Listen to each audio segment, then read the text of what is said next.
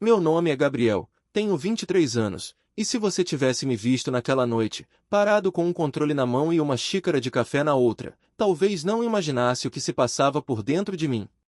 Mas a verdade é que tudo começou de um jeito simples. Eu só fui na casa do Pedro para jogar videogame e jantar. A casa dele fica ali no Água Verde, numa rua tranquila, com calçada larga e jardim bem cuidado. Era uma casa térrea, com garagem aberta e um portão de correr que fazia aquele barulho característico de metal raspando no trilho. Assim que estacionei meu Argo na frente, Pedro já veio saindo com uma sacola na mão. Cara, minha mãe tá com dor de cabeça, vou ali na farmácia rapidinho pegar um remédio. Vai entrando, disse, já abrindo o portão. Fechou, respondi, meio distraído, tirando o celular do bolso. Entrei, e fui recebido por um cheiro tão bom que deu vontade de tirar os tênis na porta. Era mistura de café fresco com tempero de panela. Na cozinha, ela estava lá. Tânia. Mãe do Pedro. Cabelo preso de qualquer jeito, uma camiseta larga com estampa do Legião Urbana e chinelos de dedo. Mas o que chamava atenção mesmo era o olhar. Firme, direto. Como se ela já soubesse que eu ia me perder nele. Oi, Gabriel, né? Ela disse, secando as mãos num pano de prato. Quer suco ou café? Café, se tiver. Coado e forte, igual meu humor, brincou, pegando a garrafa térmica. Sentei no sofá, ainda meio sem saber se devia me comportar como visita ou como da casa. Ela colocou a xícara na mesinha de centro, se apoiou no braço do sofá e ficou ali, olhando para mim como se já me conhecesse há anos. O cheiro tá incrível, comentei. Ela riu, de um jeito leve, quase preguiçoso. É o tempero da panela que vicia. Estrogonofe. O Pedro adora. Enquanto ela voltava para a cozinha, a trilha sonora da casa era Marisa Monte cantando baixinho na Alexa. Tudo parecia calmo demais para uma noite comum de terça-feira. E a sua namorada, existe? Ela perguntou de repente, virando-se para mim com um sorriso nos lábios. Quase engasguei no café. Tô solteiro faz um tempo já, respondi, tentando soar casual. Estranho. Um menino bonito assim. A forma como disse menino fez meu estômago revirar de um jeito estranho. E você? Arrisquei, mais para disfarçar o constrangimento do que por curiosidade genuína. Eu? Ah, Gabriel. Com essa idade, a gente só se complica. Então melhor ficar sozinha mesmo, disse, colocando a travessa com o estrogonofe na bancada. Ficamos nesse vai e vem, conversando sobre tudo e nada, até que Pedro voltou. Tânia arrumou a mesa rápido, colocou batata palha num potinho de vidro e chamou a gente para comer. Rimos, falamos de jogos, da novela que estava passando na Globo, ela comentava os personagens como se fossem parentes distantes. Quando acabamos de jantar, Pedro disse que ia tomar banho antes da próxima rodada no videogame. Levantou, foi pro quarto, e enquanto o som da água começava no banheiro, Tânia se aproximou da porta da sala, olhou o portão lá fora e fechou com um clique. Virou para mim, com um meio sorriso, e soltou. A gente tá sozinho agora. Não foi o que ela disse. Foi como disse.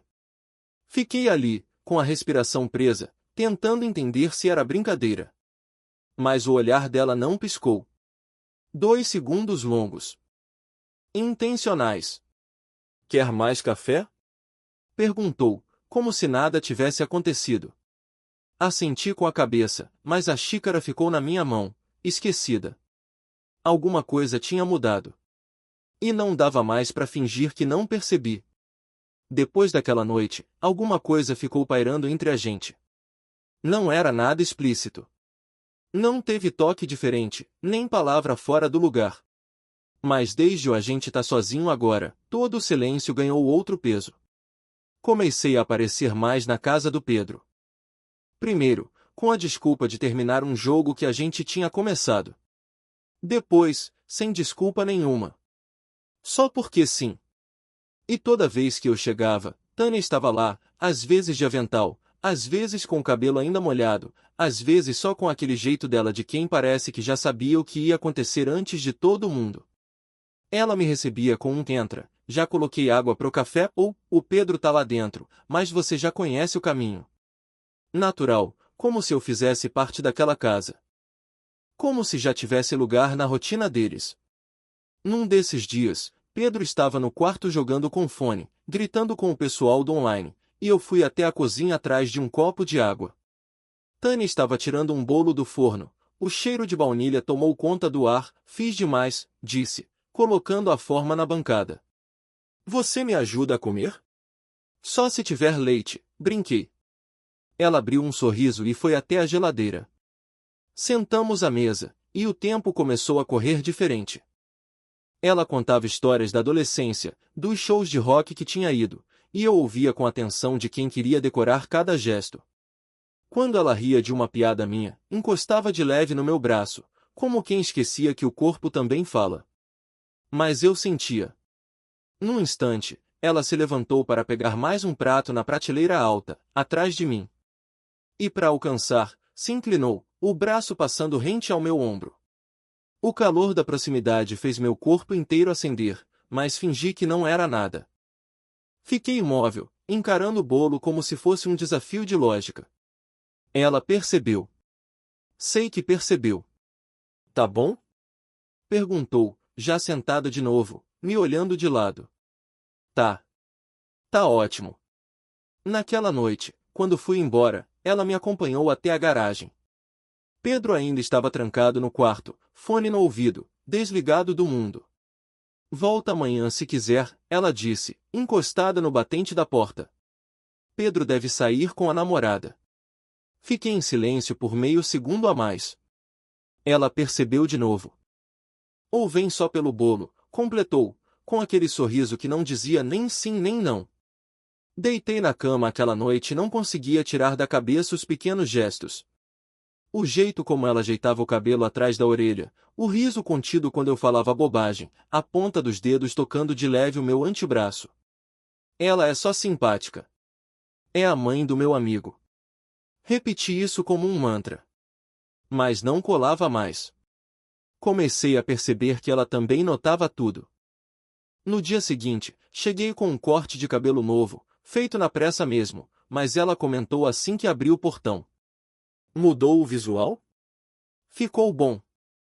Ou quando sentei no sofá e ela comentou o perfume. "Esse cheirinho é novo ou eu que tô mais atenta?" Tânia tinha essa mania de dizer as coisas de um jeito que podia ser tudo ou nada. Num sábado, cheguei por volta das 4 da tarde. Pedro estava se arrumando para sair, e eu fiquei na sala esperando. Tânia veio da área de serviço, limpando as mãos num pano, e falou: "Se for ficar um pouco, tem o bolo de fubá com erva doce. Só se tiver café." "Sempre tem", respondeu, abrindo o armário com um sorriso de canto. Enquanto Pedro passava pela sala, já perfumado e com pressa, gritou: "Tô saindo, hein? Volto tarde. Pode ficar aí, Gabriel." Tânia só olhou para mim e disse, sem pressa: "A casa agora é só nossa." Dessa vez, ela nem precisou olhar por 2 segundos. Bastou. Voltei no dia seguinte. Levei comigo um cabo HDMI que o Pedro tinha me emprestado, mas a verdade é que nem precisava de desculpa. Eu sabia que ele não estaria. E, talvez mais importante, ela sabia também. Toquei a campainha com calma. Quando o portão abriu, foi como se o ar mudasse de densidade. Tânia apareceu com o cabelo solto, vestindo um daqueles vestidos leves, de tecido fininho, estampado discretamente. Estava sem maquiagem, mas com aquele mesmo olhar que parecia ver além da pele. "Trouxe o cabo do Pedro", falei, mostrando o embrulho. "HM." Ele saiu. "Mas eu aceito a devolução", disse, rindo. "Entra." Já estava passando um café. A casa estava silenciosa. As cortinas estavam semi-abertas, deixando entrar só o necessário de luz. No fundo, Caetano Veloso cantava algo baixinho, embalando o ar com melancolia suave. Sentei à mesa da cozinha enquanto ela preparava o café com movimentos calmos, quase coreografados. O cheiro do pó subindo com o vapor da água quente era quase tão íntimo quanto um abraço. Você gosta de ler? Ela perguntou, colocando 2 xícaras sobre a mesa. Bastante. Quando sobra tempo. E você? Leio tudo. De receita até bula de remédio. Mas, ultimamente, tô gostando mais de coisa que mexe com a cabeça. Sabe? Livro que faz a gente repensar a vida. Ela passou a mão pelo cabelo, ajeitando uma mecha atrás da orelha, e depois pousou a mão sobre a mesa. A ponta dos dedos ficou a poucos centímetros da minha. Quando ela começou a falar sobre um livro que tinha lido, sua mão se aproximou mais um pouco, até tocar levemente a minha. Não recuei. O toque foi sutil, mas bastou para que o ambiente inteiro parasse. As xícaras ainda fumegavam, a música seguia no fundo, mas a gente não se mexia. Ficamos ali, com os dedos entrelaçados pelas beiradas, como se o contato fosse um segredo. Faz tanto tempo que não falo com alguém assim. Ela disse, com a voz mais baixa. Sem pressa, sem cobrança. Só conversa. Talvez porque, com a pessoa certa, não precisa esforço, respondi, antes de pensar. Mas era verdade.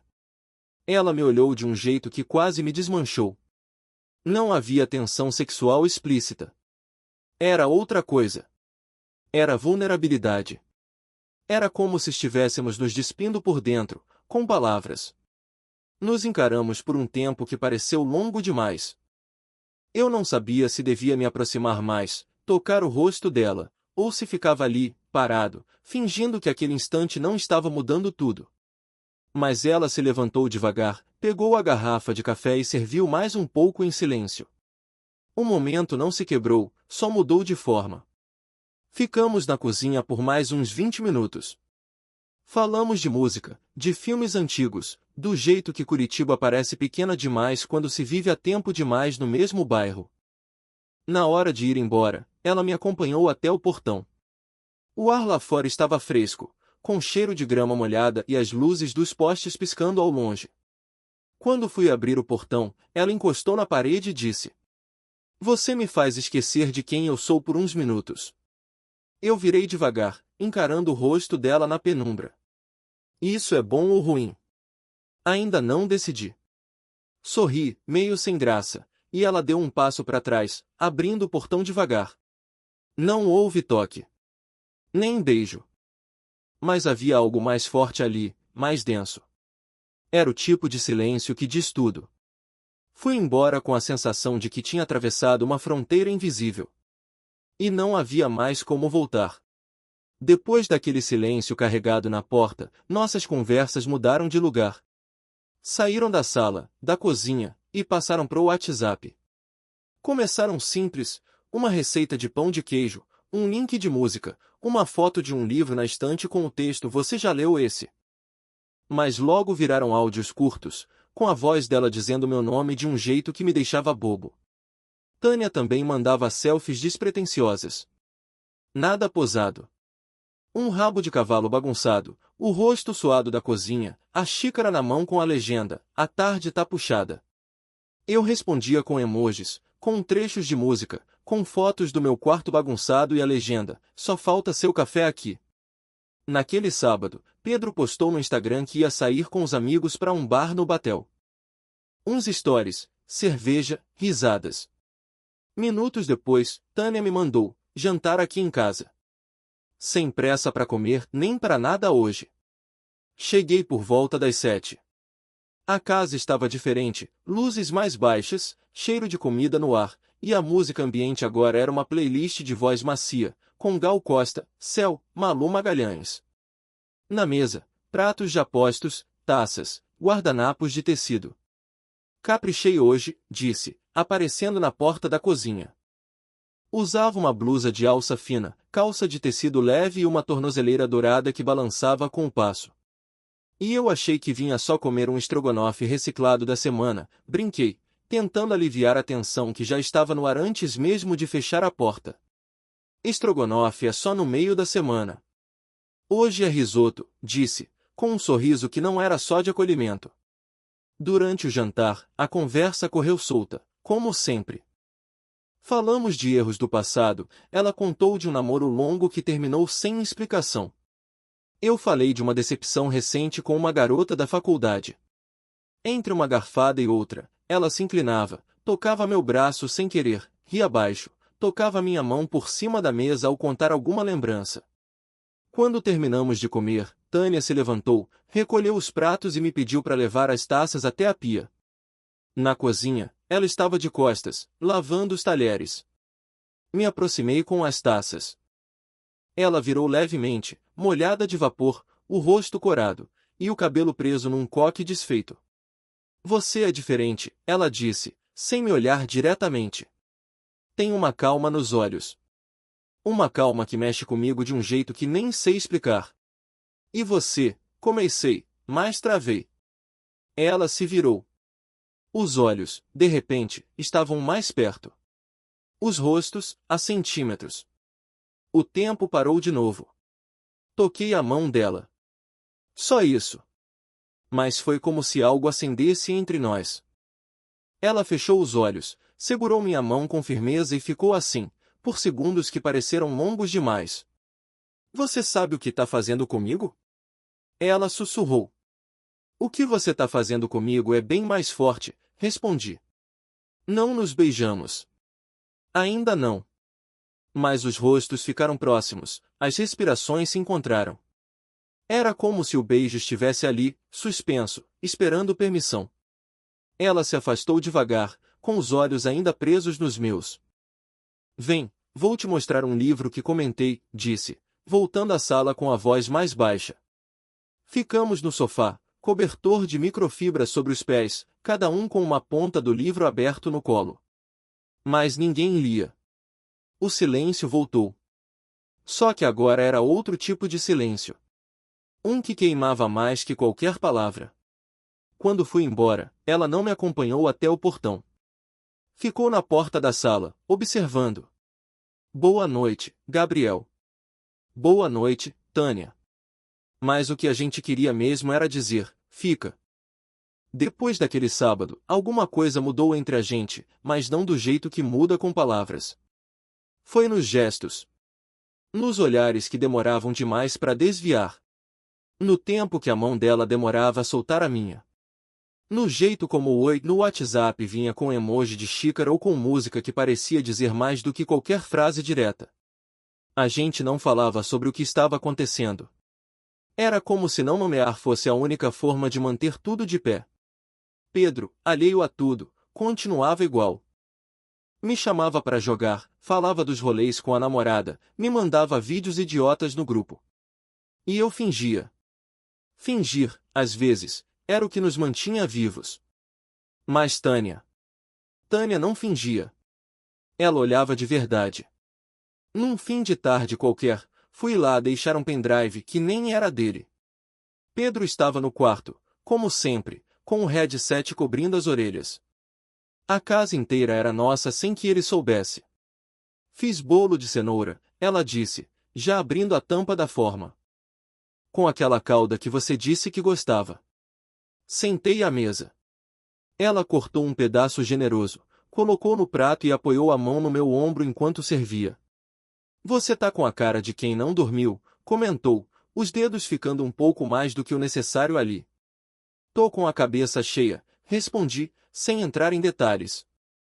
Ela sentou à minha frente, apoiou o queixo na mão e ficou me olhando como quem lê um livro fechado, tentando adivinhar a história. Vai passar, disse. Mas, até lá, tem café quente. Era nesses momentos que eu lembrava por que voltar ali era inevitável. Naquela noite, Pedro subiu cedo pro quarto dizendo que estava cansado. Eu fiquei na cozinha com ela, enrolando com a desculpa do último pedaço de bolo. A luz era amarelada, e só o som do relógio de parede quebrava o silêncio. Ela lavava uma caneca, e eu me aproximei por trás, sem pensar. Encostei a mão na cintura dela, devagar, como se ainda estivesse pedindo permissão. Ela parou por um segundo. Depois, continuou enxaguando. Mas não se afastou. Virou-se para mim com calma, com os olhos molhados de vapor da pia. Ficamos ali, frente a frente, sem palavras. Então o beijo aconteceu. Não foi urgente, nem impulsivo. Foi silencioso. A boca dela encaixou na minha com a naturalidade de quem já se esperava. As mãos dela tocaram meu rosto com delicadeza, e os corpos se aproximaram sem esforço. Era como se o tempo inteiro tivéssemos apenas ensaiado. Depois do beijo, ainda abraçados, ficamos alguns segundos olhando um pro outro.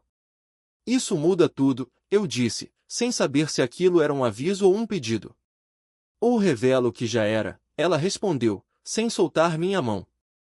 A partir dali, criamos códigos. Nada dito em voz alta. Mas bastava um emoji específico no WhatsApp, um coração amarelo, um livro com café, uma receita enviada no meio da tarde, e eu já entendia. Tô sozinha. Vem. Sinto sua falta. As visitas passaram a acontecer em horários cada vez mais estratégicos. Quando Pedro saía para algum compromisso com a namorada, quando passava o fim de semana fora, quando ficava preso em reunião online no quarto. Na primeira vez que ficamos juntos por completo, a casa estava em silêncio absoluto. Ela me esperou na porta, com os pés descalços e uma blusa larga de dormir. Não houve pressa, nem palavras decoradas. Cada toque parecia carregado de história e cuidado. O corpo dela me acolheu com uma intensidade que nenhuma garota da minha idade tinha conseguido. E eu a toquei como quem tem medo de quebrar algo raro demais para ser substituído. Depois, ficamos deitados em silêncio. Eu com a cabeça no peito dela, ouvindo os batimentos desacelerarem. Ela passou a mão nos meus cabelos e disse baixinho: "Isso pode ser tudo ou nada. Mas já é nosso." No dia seguinte, ela me serviu o café na xícara preferida, a de flor azul. E ficou me observando enquanto eu tomava. Não precisava dizer mais nada. Naquele momento, eu já sabia, esconder o que era inevitável só adiava o que estava escrito. E mesmo que o mundo inteiro não pudesse ver, ali, entre a cozinha e a sala, havia um universo só nosso. A culpa tem um jeito estranho de se esconder. Não aparece nas mensagens, nem nos abraços roubados na cozinha. Ela mora nos silêncios, no desvio de olhar quando Pedro pergunta alguma coisa simples como "O Gabriel vem hoje?" E eu vinha. Vinha sempre. Às vezes para jogar, outras só para bater papo, a desculpa perfeita. Mas, na verdade, eu vinha por ela. E ela me esperava. Tânia tentava manter tudo natural. Servia suco, perguntava da faculdade, fazia piada quando Pedro contava algo. Mas os olhos sempre me procuravam. E quando me encontravam, demoravam demais para voltar ao que estavam fazendo. Comecei a sentir o peso. Não era só o medo de ser descoberto. Era pior, era o medo de ferir alguém que confiava em mim. Pedro era meu amigo. Do tipo que oferece o controle do videogame sem reclamar, que manda mensagem dizendo "Chega aí, minha mãe vai fazer lasanha." Eu fingia não ver o carinho dele. E isso doía. Num sábado de sol, teve churrasco na casa deles. Tânia passou a manhã preparando as coisas.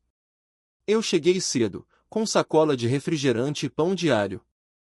A família dela começou a chegar, primos, tios, a irmã mais nova dela, Simone, que eu ainda não conhecia. Simone me olhou diferente desde o começo. Daqueles olhares rápidos, curiosos. Me perguntou o que eu fazia, onde morava, se era muito amigo do Pedro. Respondi tudo do jeito mais neutro possível. Mas percebi que ela observava mais do que ouvia. Durante o almoço, Pedro puxou conversa. "Minha mãe tá diferente ultimamente. Anda até assoviando pela casa." "É o amor!" gritou um primo, brincando. Tânia sorriu, mas não respondeu. Continuou servindo maionese no prato de alguém. Eu engoli o riso seco, e fingi estar concentrado no prato. Simone me olhou de novo. E dessa vez, demorou. A festa seguiu normal. Mas nós dois, eu e ela, mantivemos distância. Sem toques, sem olhares longos, sem riscos. Só que no final da tarde, quando todo mundo já estava indo embora, Pedro subiu pro banho. Simone já tinha ido. Fiquei ajudando a Tânia a recolher as louças. Na cozinha, com as janelas abertas e o som de risos ao fundo vindo da TV ligada, ela parou ao meu lado com a travessa ainda molhada nas mãos. Eu te vi hoje com olhos diferentes, disse, quase num sussurro. Como assim? Como se você fosse parte da casa. Como se estivesse no lugar errado e certo ao mesmo tempo. Fiquei em silêncio. Peguei o pano e comecei a secar os copos, evitando o olhar dela. Tá tudo pesado demais, Tânia, falei, baixando a voz. Ela encostou a travessa na pia e virou de frente para mim. Eu sei. Mas me responde uma coisa, ele merece a verdade? Ou a mentira que o protege? Demorei. Olhei para ela, depois pro chão. Ainda não é hora. Mas vai ser. Ela assentiu, quase sem expressão. Naquela noite, já em casa, recebi uma foto dela. Era antiga. Ela mais nova, de cabelo comprido e riso largo, sentada no sofá da sala onde a gente se encontrava agora. A legenda: quando você me fazia esquecer da solidão. Respondi depois de longos minutos olhando para a tela. Nunca foi só esquecimento. Foi amor. Ela visualizou, mas não respondeu. Não naquela hora. Dias depois, voltamos a nos ver. Sem planos, sem desculpas. Eu toquei a campainha com o coração acelerado, e ela abriu a porta como se nunca tivesse se passado tempo nenhum. Não falamos do churrasco, nem da Simone, nem do Pedro. Ficamos só ali, na sala, em silêncio. E mesmo com a sombra do segredo rondando cada gesto, sabíamos, o que vivemos já era forte demais para fingir que não existia. A rotina entre nós se moldou com naturalidade. Como se o segredo fosse só mais um cômodo daquela casa. Não precisava mais de pretextos absurdos. Pedro começava a sair mais com a namorada, dormir fora aos finais de semana, e Tânia mandava a mensagem certeira: hoje tem pão de queijo fresquinho. Vem. E eu ia. Já não era mais só sobre os encontros escondidos. Era sobre os detalhes. O jeito como ela me esperava com a casa arrumada, luz baixa, cobertor no sofá e uma xícara já separada. O café tinha meu nome. O som ambiente era uma playlist nossa. A cama dela, antes só quarto, virou território dos dois. Eu já sabia onde estavam os copos, onde ela guardava o açúcar mascavo, e até o que significava cada emoji que ela me mandava. Um pote de mel era "tô com vontade de você". Um livro era "sinto sua falta". Um pão era "vem agora", sem desculpa. Às vezes, depois do banho, ela parecia só de toalha, os cabelos pingando, e me encontrava na cama mexendo no celular. Subia ao meu lado, me puxava para perto e dizia: aqui é silêncio, não é rede social. E desligava o mundo. Tínhamos rituais, banho juntos, café na cama, cochilo de domingo à tarde com novela ao fundo. Quando ela pegava no sono com a cabeça no meu peito, eu ficava quieto, só observando o respirar dela. Às vezes, pensava em como aquilo tudo podia acabar. Mas logo depois, vinha o pensamento oposto: como poderia viver sem aquilo? Uma noite, enquanto dançávamos na sala ao som de uma música suave, ela me perguntou baixinho, como quem não esperava a resposta: você tem medo de me amar? Demorei um pouco para falar. Segurei a cintura dela com mais firmeza e encarei seus olhos cansados, mas vivos. Só de não poder te assumir. Ela encostou a testa na minha, respirou fundo e respondeu: se eu fosse só uma mulher, você ficaria comigo para sempre? Você já é só uma mulher quando está comigo. Ela sorriu. E o sorriso dela naquele momento foi de um tipo raro, o de quem se permite acreditar.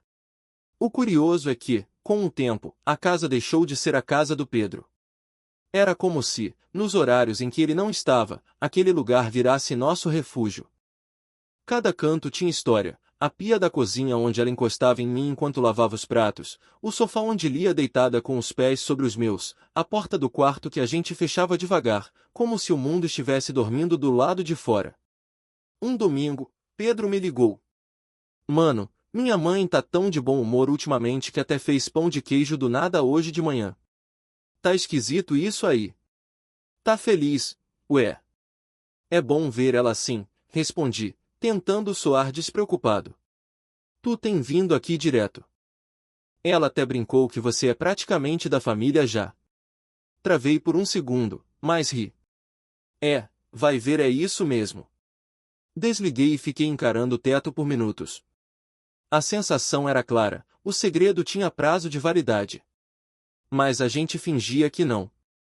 Naquela noite, Tânia me esperava com o pijama dela preferido, aquele de tecido leve e desenho discreto de passarinhos. Me entregou uma taça de vinho e se enroscou em mim no sofá, sem dizer nada. E quando o episódio da novela terminou, ela comentou, do nada: Você se acostumou comigo? Me acostumei a querer voltar, respondi. Ela me olhou por um instante, depois deitou a cabeça no meu peito e sussurrou: Então fica mais um pouco.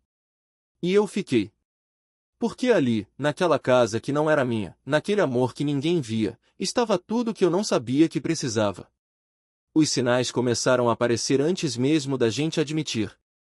Pedro já não estranhava mais tanto minha presença, mas seu olhar começava a pesar mais. Um comentário ali, uma brincadeira acolá. Coisas que antes passavam despercebidas agora vinham com uma pontada de desconfiança. Cara, tu tá quase morando aqui, hein? Ele soltou um dia, rindo. Se minha mãe te adotar, cê vai ter que começar a lavar a louça também. Tentei rir junto, mas saiu forçado. Olhei de canto para Tânia, que lavava a xícara com a mesma calma de sempre. Mas os olhos. Os olhos não conseguiram esconder o incômodo. A verdade é que a gente já não era tão cuidadoso. Os olhares demoravam demais, os toques eram quase naturais. A cumplicidade escapava mesmo quando a gente achava que estava disfarçando bem. Uma tarde, a irmã de Tânia apareceu de surpresa. Simone. De novo ela. Veio buscar umas roupas emprestadas, ficou para um café rápido. Eu tava lá, ajudando Tânia com os cabos da TV, ajoelhado no chão da sala, quando Simone entrou.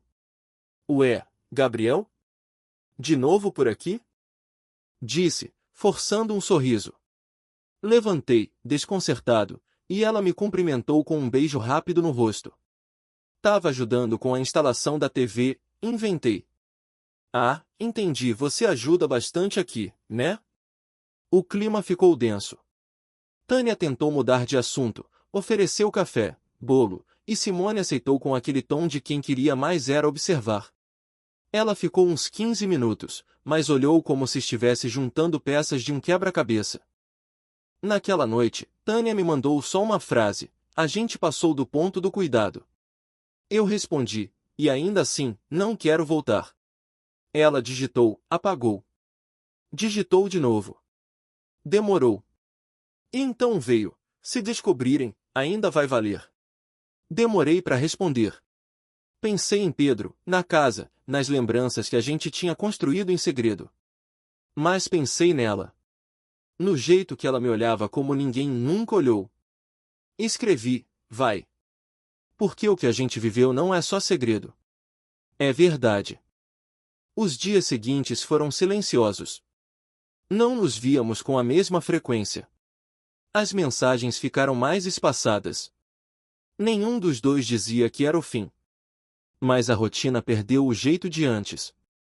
Uma semana depois, já tarde da noite, recebi uma foto. Era a Tânia, deitada no sofá, cobertor nos pés e a mesma xícara azul na mão. A legenda dizia: quando você me fazia esquecer da solidão. Senti um nó no peito. O silêncio tinha doído mais do que qualquer descoberta. Respondi: nunca foi só esquecimento. Foi amor. Na mesma noite, fui até lá. Não mandei mensagem. Só fui. Ela abriu a porta sem surpresa. Me olhou por 2 segundos e depois sorriu. Aquele sorriso contido, cansado, mas ainda com brilho. Entramos sem dizer nada. Ela colocou uma música suave. Caetano, como sempre. Ficamos sentados no sofá por um tempo, lado a lado, sem se tocar. Depois de alguns minutos, ela encostou a cabeça no meu ombro. Acha que o segredo ainda dura muito? Sussurrou. Não sei. Mas sei que a gente ainda dura. Ela fechou os olhos, respirou fundo e respondeu. Então não vamos matar isso com medo. Nos beijamos ali, no escuro da sala, com a TV desligada e o mundo do lado de fora. Não havia desculpas, nem estratégias. Só dois corpos que já não sabiam mais viver separados. O resto viria depois. E mesmo que um dia o segredo acabasse, mesmo que tudo fosse exposto, a certeza estava ali, o que a gente viveu ninguém apaga.